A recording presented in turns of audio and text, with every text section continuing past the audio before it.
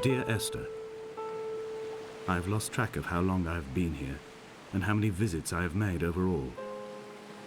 Certainly the landmarks are now so familiar to me that I have to remind myself to actually see the forms and shapes in front of me. I could stumble blind across these rocks, the edges of these precipices, without fear of missing my step and plummeting down to sea. Besides, I have always considered that if one is to fall, it is critical to keep one's eyes firmly open.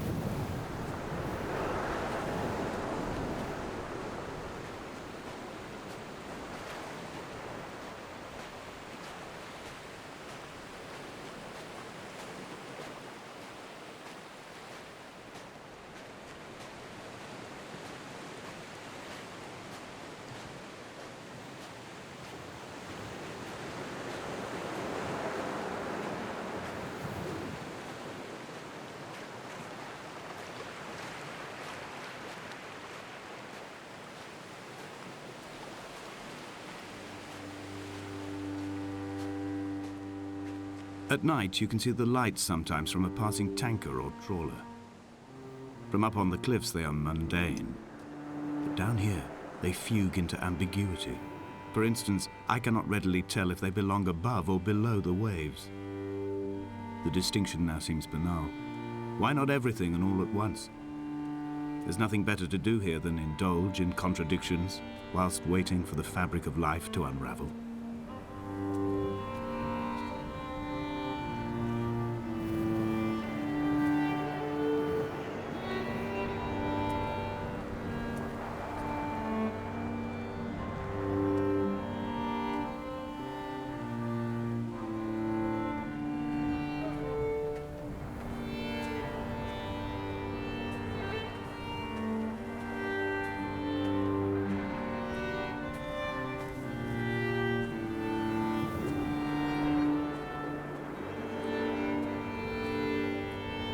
Reading Donnelly by the weak afternoon sunlight.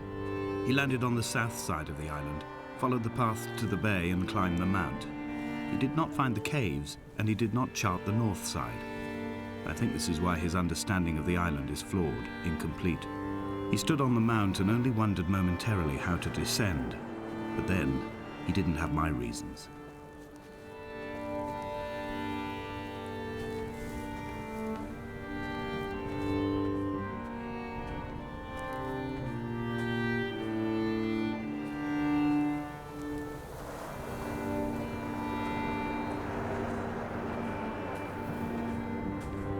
When someone had died or was dying, or was so ill they gave up what little hope they could sacrifice, they cut parallel lines into the cliff, exposing the white chalk beneath.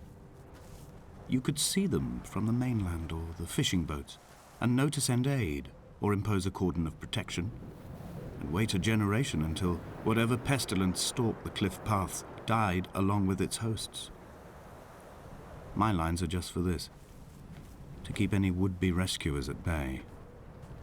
The infection is not simply of the flesh.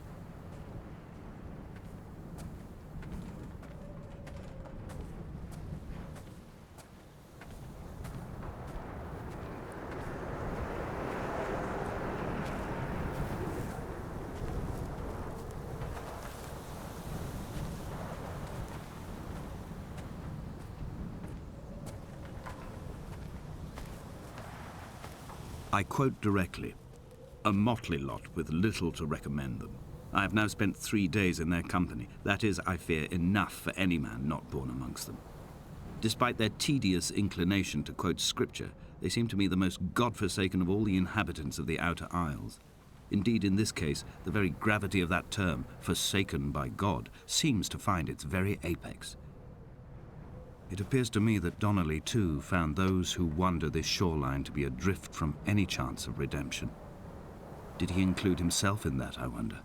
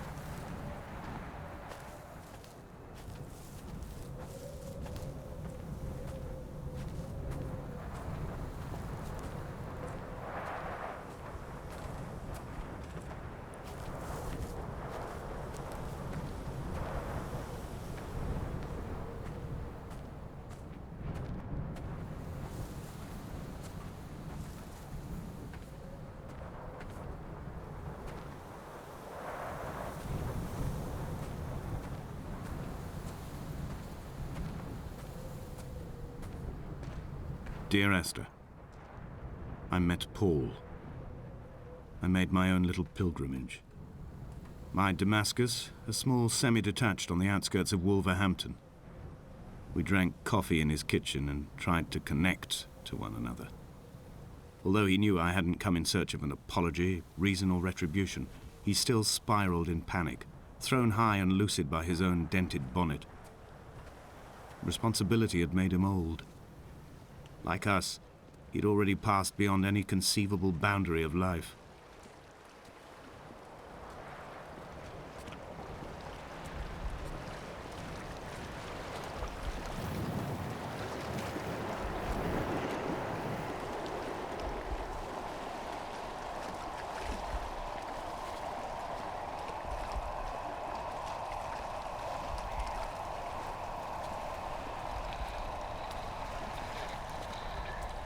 This hermit, this seer, this distant historian of bones and old bread, where did he vanish to? Why, asked the farmers. Why, asked Jacobson. Why bother with your visions at all, if you're just to throw your arms up at the cliff and let it close in behind you and seal you into the belly of the island, a museum shut to all but the most devoted?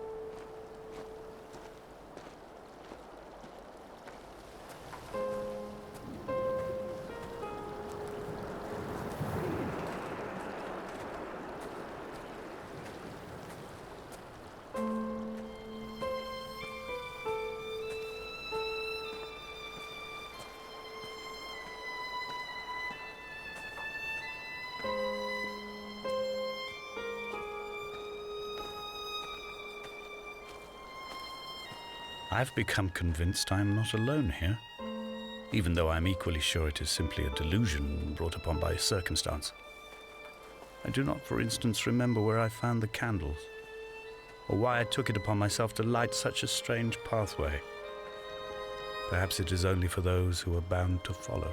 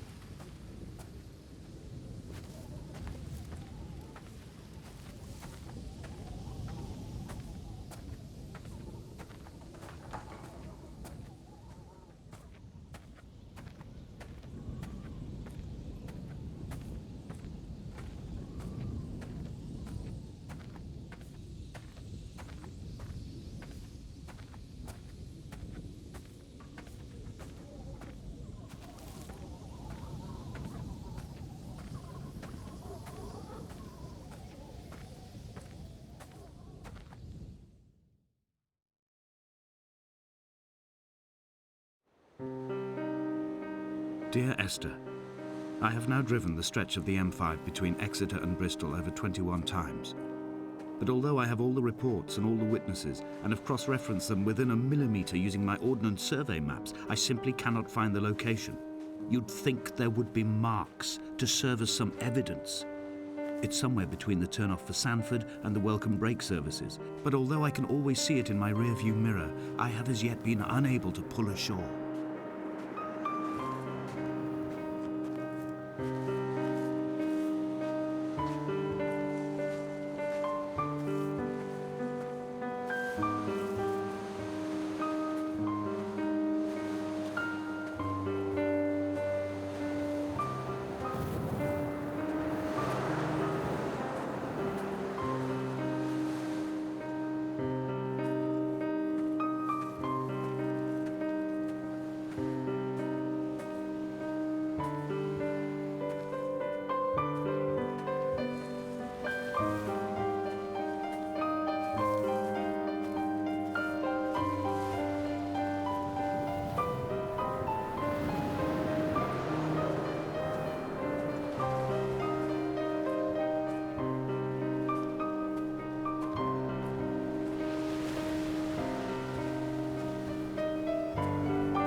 I've begun to wonder if Donnelly's voyage here was as prosaic as it was presented.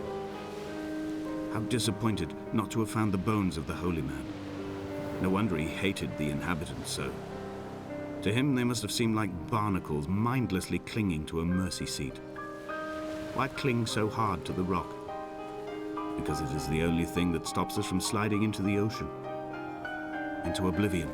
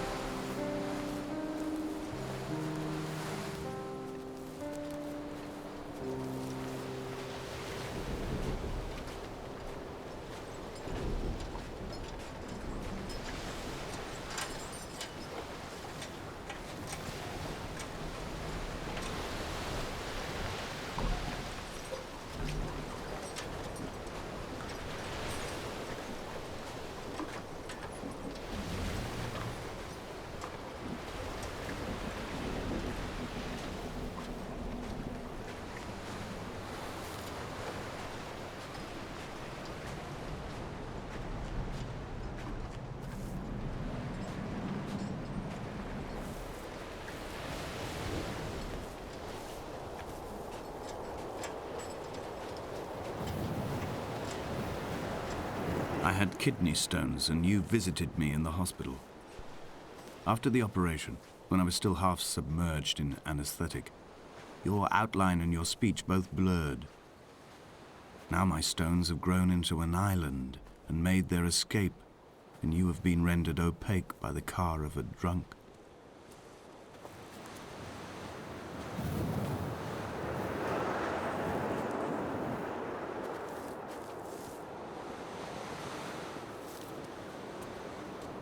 What charnel house lies at the foot of this abyss?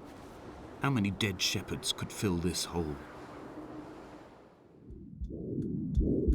Come back.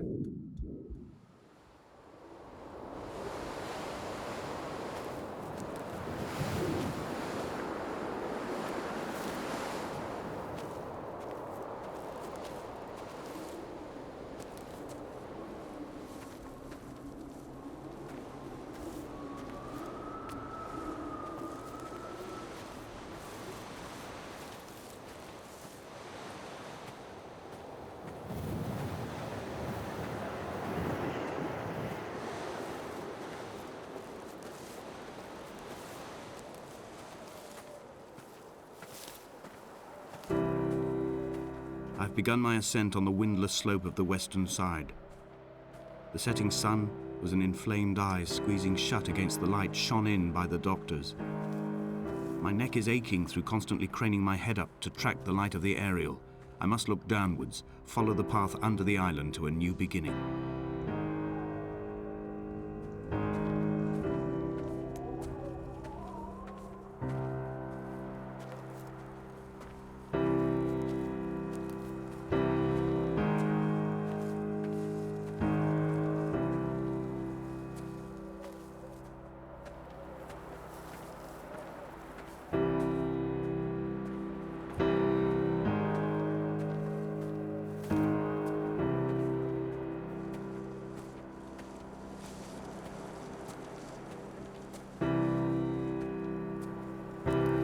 The bothy was constructed originally in the early 1700s. By then, shepherding had formalized into a career. The first habitual shepherd was a man called Jakobsen, from a lineage of migratory Scandinavians. He was not considered a man of breeding by the mainlanders. He came here every summer whilst building the bothy, hoping eventually that becoming a man of property would secure him a wife and a lineage. Donnelly records that it did not work. He caught some disease from his malcontented goats and died 2 years after completing it. There was no one to carve white lines into the cliff for him either.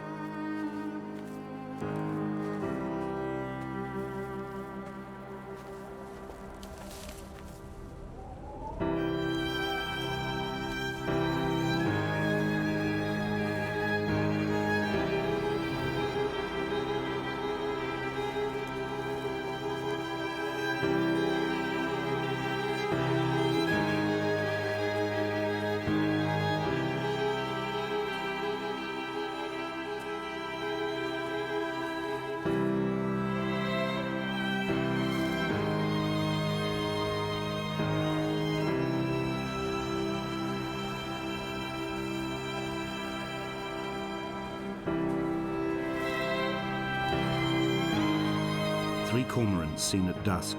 They did not land. This house built of stone, built by a long-dead shepherd. Contents: my camp bed, a stove, a table, chairs, my clothes, my books. The caves that score out the belly of this island, leaving it famished.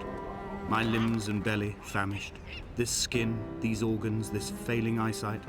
When the battery runs out in my torch, I will descend into the caves and follow only the phosphorescence home.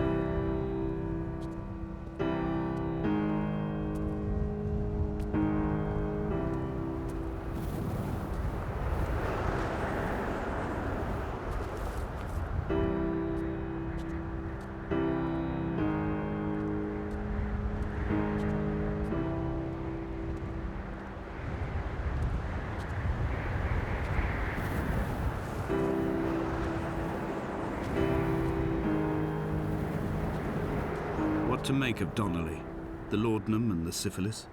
It is clearly not how he began, but I've been unable to discover if the former was a result of his visiting the island or the force that drove him here.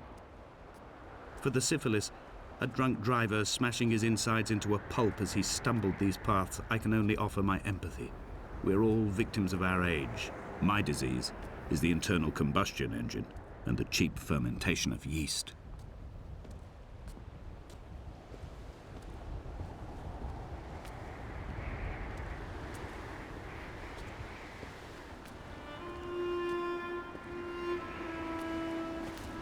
They found Jakobsen in early spring. The thaw had only just come.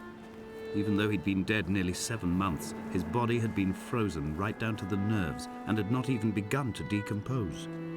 His fingernails were raw and bitten to the quick.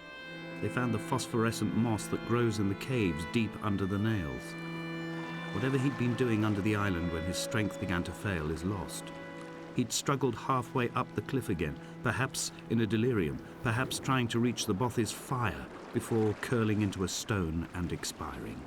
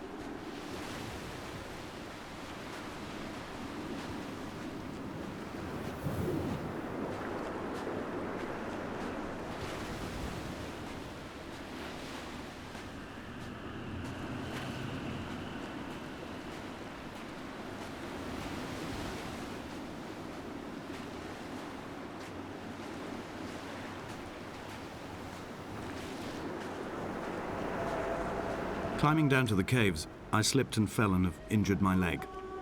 I think the femur is broken. It is clearly infected. The skin has turned a bright, tight pink, and the pain is crashing in on waves, winter tides against my shoreline, drowning out the ache of my stones. I struggled back to the Bothy to rest, but it has become clear that there is only one way this is likely to end.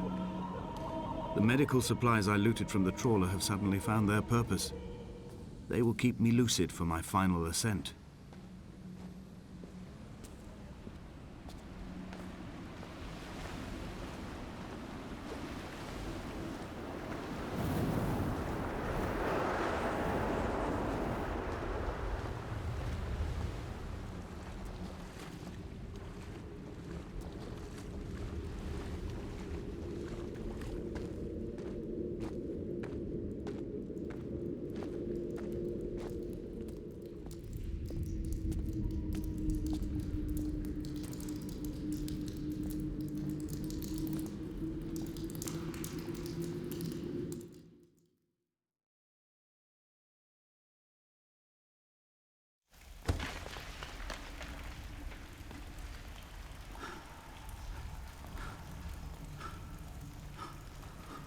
From here, this last time, I have understood there is no turning back. The torch is failing along with my resolve. I can hear the singing of the sea creatures from the passages above me, and they are promising the return of the gulls.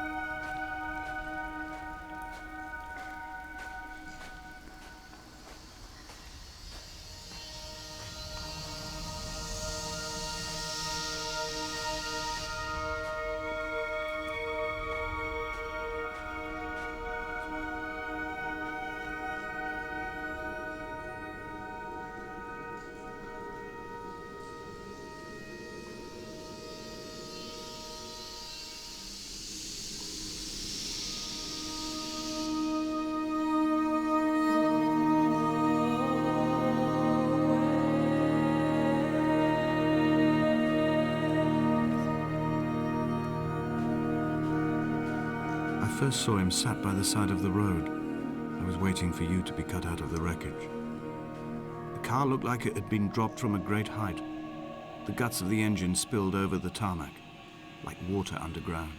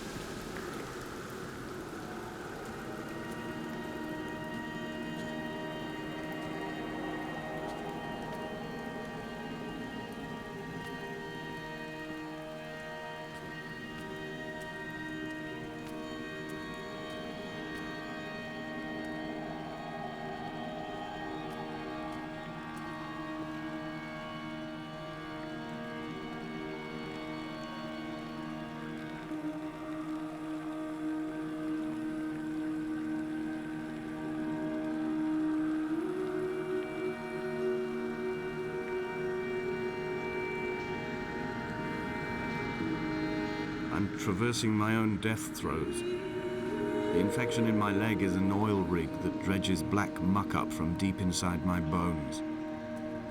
I swallow fistfuls of diazepam and paracetamol to stay conscious. The pain flows through me like an underground sea.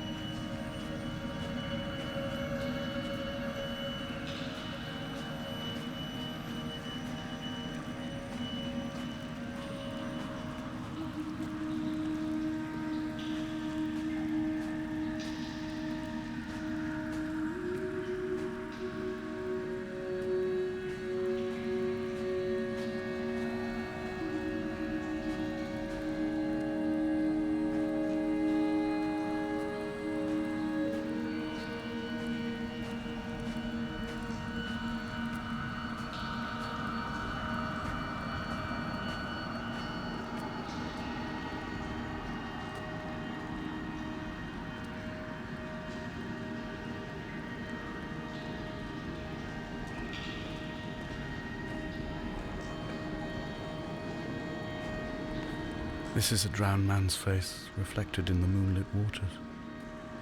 It can only be a dead shepherd who has come to drunk drive you home.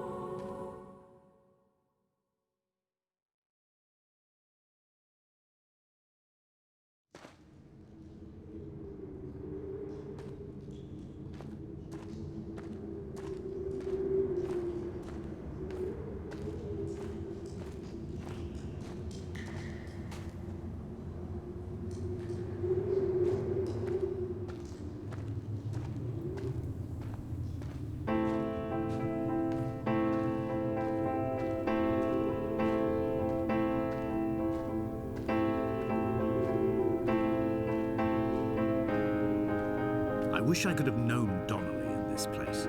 We would have had so much to debate. Did he paint these stones or did I? Who left the pots in the hut by the jetty? Who formed the museum under the sea? Who fell silently to his death into the frozen waters? Who erected this godforsaken aerial in the first place? Did this whole island rise to the surface of my stomach, forcing the gulls to take flight?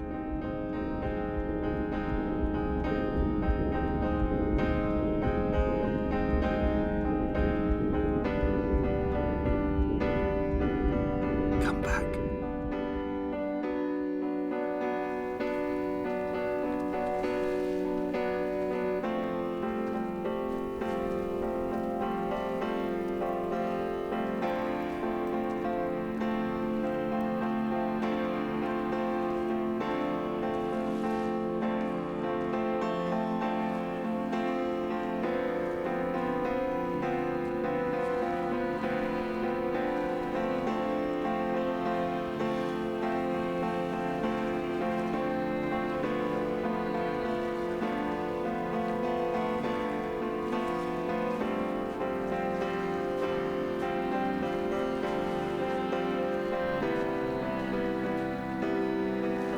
Dear Esther, I find each step harder and heavier. I drag Donnelly's corpse on my back across these rocks, and all I hear are his whispers of guilt, his reminders, his burnt letters, his neatly folded clothes. He tells me I was not drunk at all.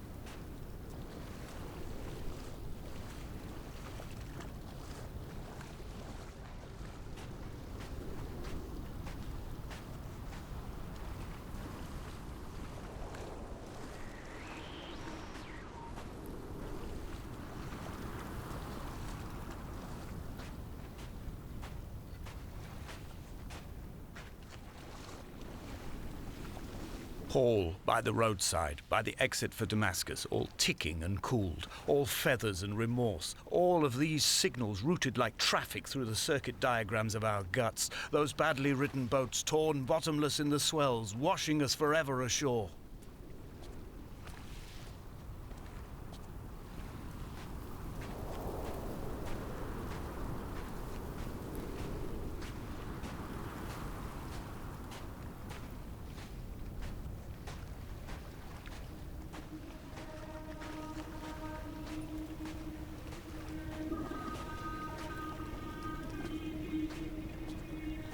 From here, I can see my armada.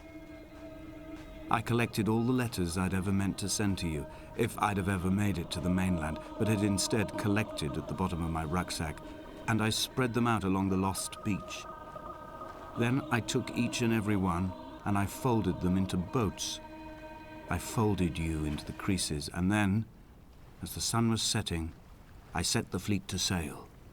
Shattered into 21 pieces, I consigned you to the Atlantic, and I sat here until I'd watched all of you sink.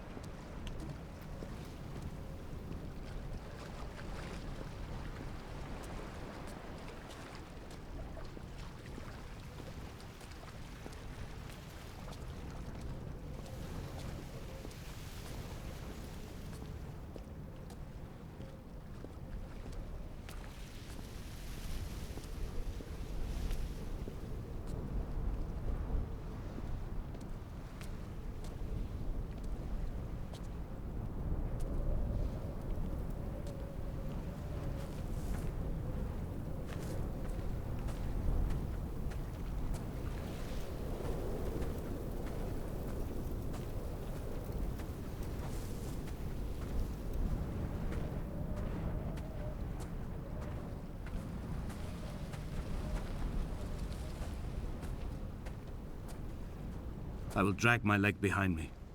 I will drag it like a crumpled hatchback, tires blown and sparking across the dimming lights of my vision.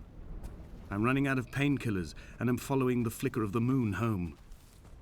When Paul keeled over dead on the road to Damascus, they restarted his heart with the jump leads from a crumpled hatchback.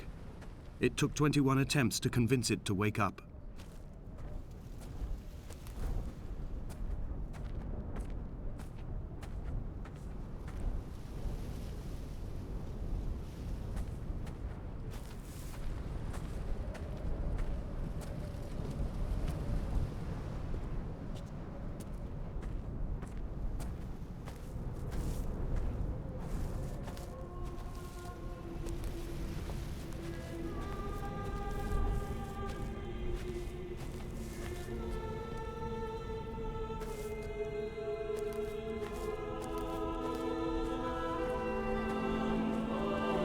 I've begun my voyage in a paper boat without a bottom. I will fly to the moon in it. I've been folded along a crease in time, a weakness in the sheet of life. Now you've settled on the opposite side of the paper to me. I can see your traces in the ink that soaks through the fiber, the pulped vegetation. When we become waterlogged and the cage disintegrates, we will intermingle. When this paper aeroplane leaves the cliff edge and carves parallel vapor trails in the dark, we will come together.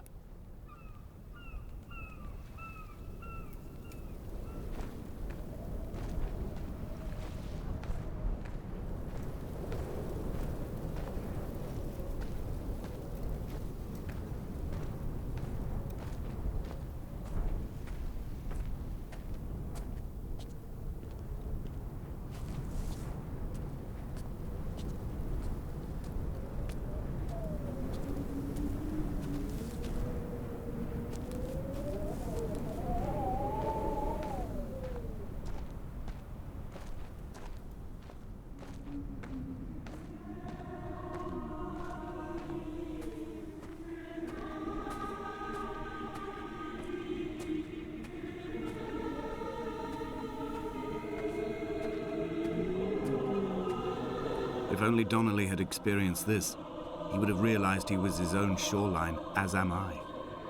Just as I am becoming this island, so he became his syphilis, retreating into the burning synapses, the stones, the infection.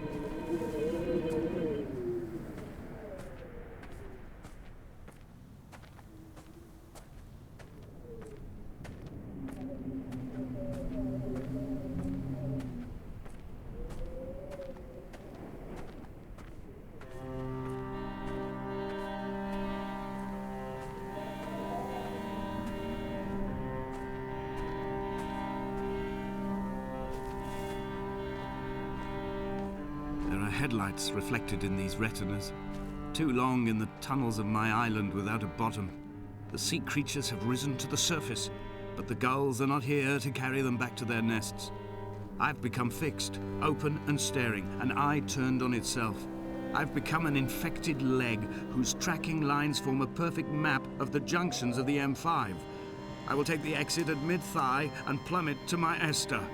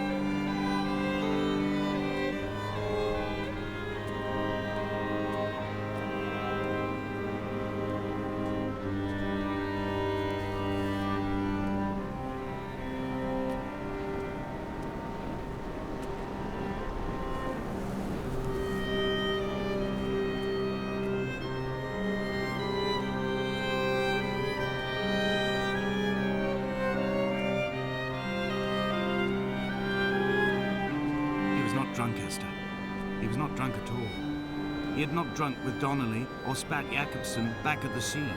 He had not careered across the lost shores and terminal beaches of this nascent archipelago. He did not intend his bonnet to be crumpled like a spent tissue by the impact. His windscreen was not star-studded all over like a map of the heavens.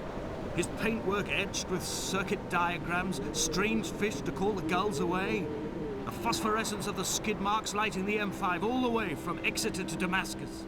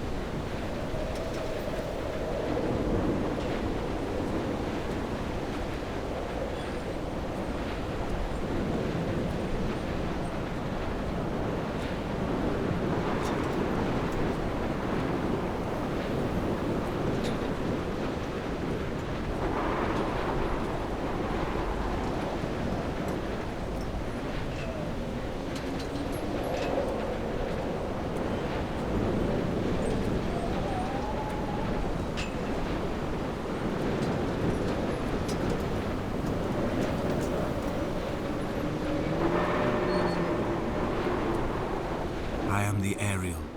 In my passing, I will send news to each and every star.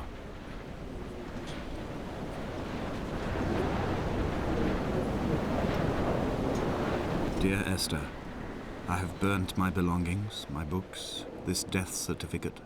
Mine will be written all across this island. Who was Jacobsen? Who remembers him? Donnelly has written of him, but who was Donnelly? Who remembers him? I have painted, carved, hewn, scored into this space all that I could draw from him. There will be another to these shores to remember me. I will rise from the ocean like an island without bottom, come together like a stone, become an Ariel, a beacon that they will not forget you. We have always been drawn here. One day the gulls will return and nest in our bones and our history. I will look to my left and see Esther Donnelly flying beside me. I will look to my right and see Paul Jacobsen flying beside me. They will leave white lines carved into the air to reach the mainland, where help will be sent.